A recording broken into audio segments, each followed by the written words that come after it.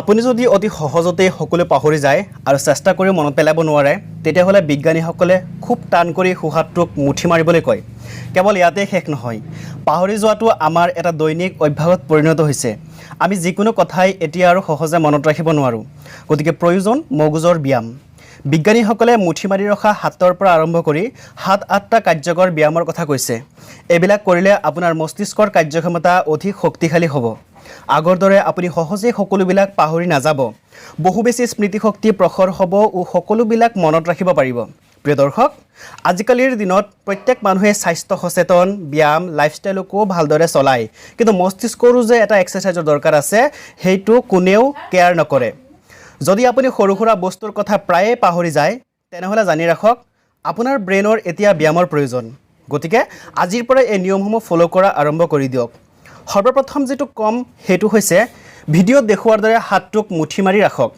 2013 চনত যুক্তৰাষ্ট্ৰৰ কেইজনমান গৱেষকে ষ্টাডি কৰি কয় যে 90 ছেকেণ্ড পৰ্যন্ত যদি আপোনাৰ সোঁহাত মুঠি মাৰি ৰাখে, ঠিক ভিডিঅ'ত দেখুৱাৰ দৰে খুব টানকৈ এনেদৰে ধৰি ৰাখে, তেতিয়াহ'লে নতুন মেমৰি হিচাপে যিকোনো মনত ৰখা আপোনাৰ বাবে সহজ হৈ যাব। আৰু যদি বাওঁ হাতটোক 90 ছেকেণ্ড মুঠি মাৰি ৰাখিব পাৰে তেতিয়াহ'লে আপোনাৰ পুৰণা বস্তুবিলাক খুব সহজতে মনত পেলাব পাৰিব। গতিকে যেতিয়াই নতুন কোনো তথ্য আপুনি নিবিচাৰে এইটো পাহৰিবলৈ তেতিয়া সোঁহাতটোক 90 ছেকেণ্ড মুঠি মাৰি ধৰি ৰাখি আপুনি তথ্যটোক মনত পেলাব চেষ্টা কৰক। মনত ৰাখিব আপোনাৰ হাতত প্ৰচণ্ড প্ৰেছাৰ থাকিব লাগিব, তেতিয়া চাব আপোনাৰ মেমৰিত সেই তথ্যটো মনত থাকি যাব, আপুনি নাপাহৰে। আকৌ পুৰণি কথা মনত পৰা নাই, যেনে মানুহে প্ৰায়ে কয় যে পেটত আছে মুখত অহা নাই, মনত পেলাব পৰা নাই, তেতিয়া আপুনি বাওঁ হাতটোক মুঠি মাৰি ধৰি ৰাখক। যিমান বেছি মজবুতভাৱে ধৰিব পাৰিব সিমানেই বেছি সোনকালে কথাটো আপোনাৰ মনলৈ আহি যাব। ইয়াৰ পিছত বেছিক মেমৰি ট্ৰেইনিং কৰিব পাৰে। এই ক্ষেত্ৰত আপুনি যিটো কৰিব লাগিব, আপুনি যেতিয়া নতুন কোনো মানুহৰ লগত পৰিচিত হ'ব তেতিয়া মানুহজনৰ সম্পৰ্কে 4-5টা তথ্য মনত ৰখাৰ চেষ্টা কৰক। যেনে ধৰক মানুহৰ চশমাৰ কালাৰটো কি আছিল, বা চাৰ্টটোৰ কালাৰটো, অথবা তেওঁৰ চুলিৰ ষ্টাইল কেনে, এনেধৰণৰ যিকোনো তথ্য মনত ৰখাৰ চেষ্টা কৰক। ইয়াৰ পিছত পৰৱৰ্তী সময়ত এইবিলাক মনত ৰাখিব লাগিব আপুনি। অৰ্থাৎ এনেকৈয়ে মানুহ সম্পৰ্কে 4-5টা তথ্য সদায় মনত ৰাখিবলৈ চেষ্টা কৰিব।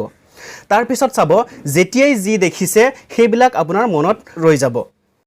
ইয়াৰ পিছত ছাত্ৰ ছাত্ৰীসকলৰ ক্ষেত্ৰত এটা অন্যতম টিপছ হৈছে, যিবিলাক ছাত্ৰ ছাত্ৰীয়ে মনে মনে পঢ়ে সেইবিলাক ছাত্ৰ ছাত্ৰীতকৈ যিবিলাকে জোৰকৈ অৰ্থাৎ শব্দ কৰি পঢ়ে সেইবিলাকৰ মেমৰাইজ ক্ষমতা বহুত বেছি থাকে। সিহঁতে পঢ়াটো খুব সহজে মনত ৰাখিব পাৰে। গতিকে আপুনি কিবা এটা যেতিয়া ক'ব অলপ জোৰে ক'ব, আপোনাৰ কথাটো যাতে আপোনাৰ কাণত শুনা যায়।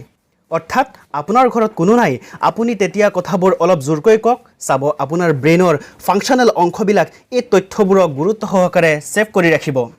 ইয়াৰ পিছত আপোনাৰ মনত ৰখা ক্ষমতা বৃদ্ধি কৰাৰ কাৰণে উন্নত এটা টিপছ ফ'ল' কৰিব পাৰে। সেইটো হ'ল প্ৰত্যেক দিনাৰ কাম যিটো আপুনি সোঁ হাতেৰে কৰিছিল সেইটো কেইদিনমান বাওঁ হাতেৰে কৰক, আৰু যিটো বাওঁ হাতেৰে কৰিছিল সেইটো সোঁ হাতেৰে কৰক। কিন্তু ধ্যান ৰাখিব গুৰুত্বপূৰ্ণ কাম কৰিবলৈ নাযাব। যেনে ড্ৰাইভিঙৰ ক্ষেত্ৰত আপুনি সোঁ ভৰিৰ ঠাইত বাওঁ ভৰি বা বাওঁ ভৰিৰ ঠাইত সোঁ ভৰি ইউজ নকৰিব, এই ক্ষেত্ৰত বিপদ হৈ যাব পাৰে। মুঠতে আপুনি দাঁত ব্ৰাছ কৰাৰ পৰা ধৰি এনেধৰণৰ সৰু সুৰা কামবোৰ আপুনি ওলোটা হাতেৰে কৰিব পাৰে। ইয়াৰ ফলত আপোনাৰ ব্ৰেইনৰ ফাংচনসমূহ খুব দ্ৰুতভাৱে সতেজ হৈ উঠিব আৰু আপুনি খুব সহজেই যিকোনো তথ্য মনত ৰাখিব পাৰিব। ভিডিঅ'ৰ শেষত কম, মেগনেছিয়ামৰ অভাৱত মানুহৰ স্মৃতিশক্তি হ্ৰাস পায়। গতিকে চেষ্টা কৰিব মেগনেছিয়ামযুক্ত খাদ্য খাবলৈ।